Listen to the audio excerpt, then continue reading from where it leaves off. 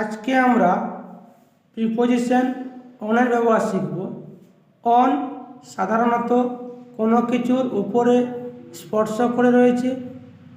দিনের নাম, তারিখ, কোনো হলিডের সাথে ডে যুক্ত থাকলে অন ব্যবহার হয়। উদাহরণ হিসেবে আমরা বলতে পারি he went to Delhi on Monday. এখানে মানডে হচ্ছে একটা দিনের নাই, তাই তার আগে অন বসেছে। দ্বিতীয় উদাহরণ C was born on 1 March.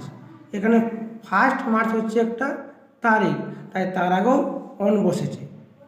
3 নম্বর উদাহরণে the book is on the table. এখানে বইটি টেবিলের উপরে রয়েছে এবং স্পর্শ করে রয়েছে, তাই অন বসেছে।